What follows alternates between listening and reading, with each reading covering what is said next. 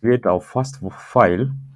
So first file will be conditional statements. That is what we'll be doing. So conditional statements, what are conditional statements? Conditional statements are used to execute the different blocks of code based on a specific condition. And the first condition we're going to look at is the if condition or if statement, if I may be correct. So let's create a file, conditional.py. Let's close there. So we've said we'll start with the if statement. Let's look at the if statement. Let's first do an assignment. So x is equals to 5. That is the assignment that we are going to do. And then let's do the if statement. So for the if statement, you need an if, and then the value that you check, and then what condition are you checking? Is it greater than 0? And then what do we do?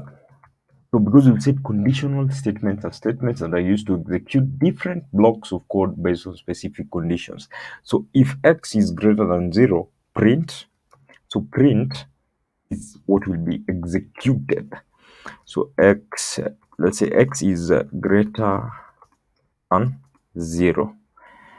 That should be that. Let's save that and let's run it. We can bring it down a bit. So let's do, we don't need to select. Let's do, I hope, with some changes here. That should be correct. So let's do Python, running the file, Python conditions, conditional.py. So x is greater than 0 because x is greater than 0 because x is 5. So let's say if x is less than 0, that's when you print, so that we see that it doesn't get executed, so nothing gets printed. So let's go over to the if else. So now we'll have an if statement, then a conditional that we'll check, and then if the conditional is not true, execute the else statement. So let's just put that here. We can just do that. We've just selected all of them once, but it's okay. So let's assign x again. X should be less than 5 or minus 5, and then let's have the conditional. If x is greater than 0, let's do what? Let's print x is greater than 0. Sorry, let's print x is greater than 0. And then now if x is not greater than 0, what do we do? Remember the indentation, guys. So else, what do we do? Print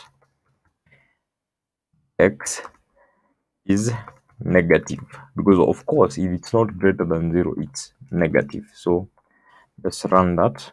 So you see x is negative. So what happened is it checked if x is greater than 0, so it's not greater than 0, so we don't print this, so we print the else statement. So we're done with that. So let's select that all at once. Let's go over to if else, if elif, not else if, elif else. So let's go ahead and assign x to be 0, and let's have our if statement. So x is, if x is greater than 0, let's have what will be executed. So x is greater than 0. And then remember the indentation, guys, and then if, not else if. So in Python you use if. So let's go there. Sorry, we have not had the condition. So x is now less than 0, less than 0, 0. What do we do? Let's print x is negative.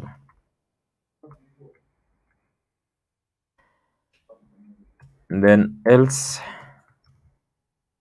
the else statement will be printed if the elif and the if are not true. So print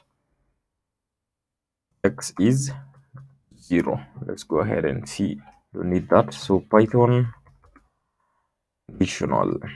So x is 0 because x is equals to 0. So if x was greater than 0, let's have 3 there. So x is greater than 0. If we had negative, let's just play around with them. This is what would happen.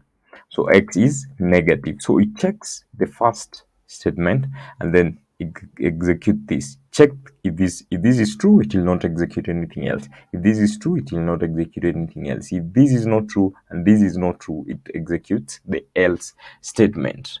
So guys, that is the conditionals, the if, else, if. And then we have elif. So let's create a grade calculation based on score. So take a minute and do this for yourself. You can have A, B, C, D, and an F. So based on your grading system in your school, just try and create the grading system. So take a minute and try it before you look at my code. So let me select that.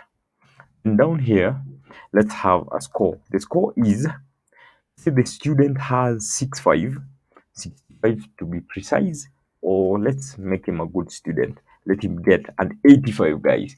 No one wants to fail. So if the score is greater or equal to 80, you remember that it was 80 or 90. I think it was 90. 90, and this is an A student. This is an A student. So let's have, it should be, the grade should be an A. Remember, there were grades, not just the score. And then what do we use? If. And what condition we check? The score should now be greater or equal to 80. What will happen is, if the score is greater or equal to 90, you'll get an A. But if it's greater or equal to 80, the score should be greater or equal to 80. The grade should be a what? A B. Let's go ahead and have another if, and then the score should be greater. If you're greater or equal to 70, my guy, you've tried. You get a grade of, what grade do you get, guys? You get a C. And then we also have some D students here, guys, who are trying but not trying hard enough. So score is greater or equal to what? 60, guys. Their grade is usually a D. Plain D, my fellas. You're getting a D. And then finally, we'll have what? The else statement. So if neither of these is true, this guy must have scored an F, man. Get your F. And then what do you do after all that? After all that is executed, let's print grade this guy. So your grade is, so remember, the guy we gave him what? We gave him 85. So we expect the guy to score an A. So let's go ahead. There you go. So the guy should have B. Yeah, because he's not yet 90. It's not greater than 90. Let's give him an A. This is a good student, man. Let's give him an A. Let's try that. The grade is an A. So ensure you have done that grading system before you follow on into loops.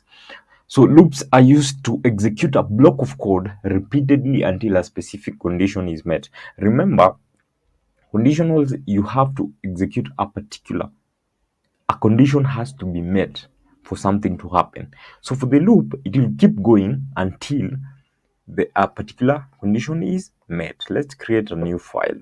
Let's not use that one, loops.py. Let's go now, guys. So we'll start with the first one, a while loop. So a while loop, this is how you write a while loop. Count equals, so let's give a count of 0, and then while. So while the count, so if the count is meets this particular condition, if the count is less than 5, what happens? If it's less than 5, print. Let's have that count. Let's have the count as what? Count, and then we also print the count. But then what we also do is we want to auto increment the count. So plus equals 1, put some space here. So what happens now? Every time this is run, it will first check is 0 less than 5. Yes, so it will print 0, it will print count 0, goes ahead and adds 1. So 1 until it gets to 5. 5 is not less than 5, so it will terminate. Let's see, let's not be theoretical. Let's see. So Python loops.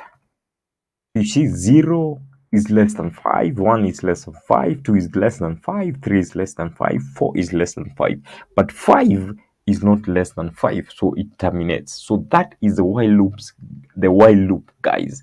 So the other loop we can look at is a for loop. So we can just comment that out. Let's look at the for loop. So for for loop, you have for, let's take I, you can take I, X, A, B, C, D, anything in, let's use the range. This is one of the functions in Python, range 5. So it give us a number from 1 to 5, and then print. What do we do? Let's do the same count. And then we have I. So last that. So let's see. So loops, I think that's what we were using. So it does the same thing. So for range I in 5, if you have a range I in 6, you go up to the number before. So let's see, 5. That's correct. So guys, there are also control statements that are used in loops. These include a break, so to terminate or exit the loop. We have a continue to skip the current iteration and proceed to the next, or a pass, that's do nothing, used as a placeholder. So example, let's print only even numbers from 1 to 10. Go and try that before you see what I've done. So let's print even numbers from 1 to 10. So let's use a for loop. We'll use a for loop. So it's Control KC to comment.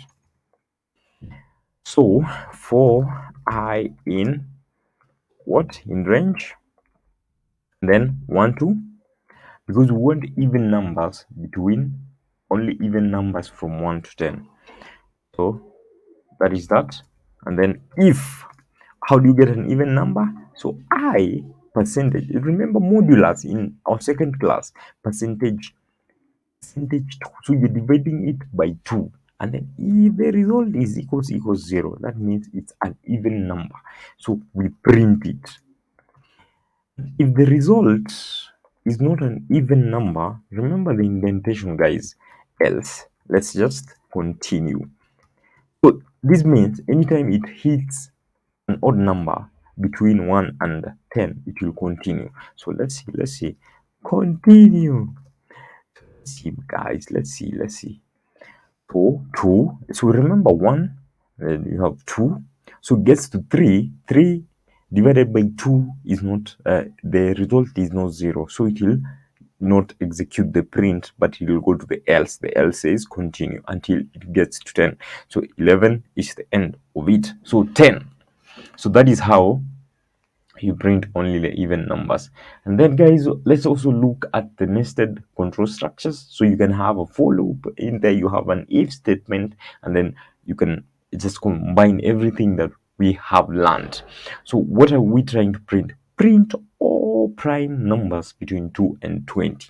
So guys, don't copy my code. First go ahead and do it and then come back.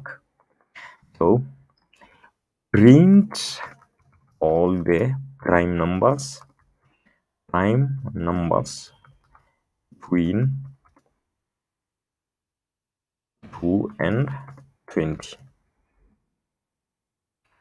So let's start with the for loop, because we need prime numbers between 2 and 20. So we'll use the range between 2 and 21.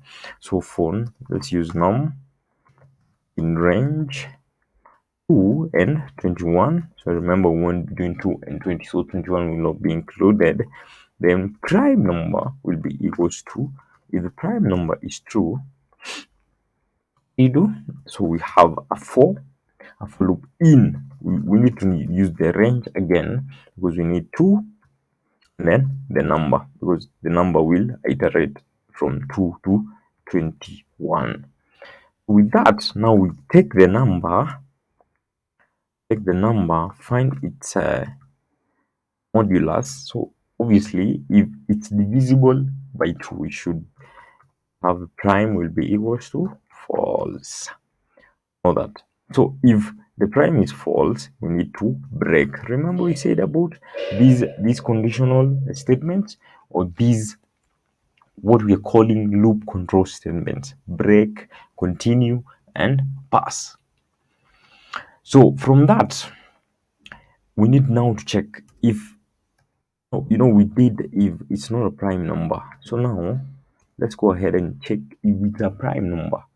So remember, if it was an odd number, if it's not a prime number, it will break. But if it's a prime number, let's go. If prime, we need to print it, because we said we want to print all prime numbers. Please remember that prime numbers. So we need a number, and then we need is a prime. Is a prime what? It's a prime number. Prime number. So guys, I hope this makes sense to you. So we need the number in range between 2 and 20. So we put 21 because we don't want 21 to be included, but we want 20 to be included. So we set a prime number to be equals to true, and then we use a for loop. So 4 in range of 2, and then the number, so that it adds up 20, and then we check if it's divisible by 2. Obviously it's not a prime number, and then break. So we terminate there. So if prime, we need to print it. Let's see if that works, or I'm doing some hallucination. So 2 is a prime number, 3 is a prime number, 5 is a prime number, 7 is a prime number, 9 is a prime number, 11 is a prime number, 13 is a prime number, 15 is a prime number, 17 is a prime number, 19 is a prime number. And there you go, guys. So in this tutorial, we've been able to look at the Python control structures, including conditional statements and loops. And we have provided you with a range of examples that you can use to practice and even be able to create your own examples for you to master these concepts. So see you in the next tutorial, guys. Bye bye.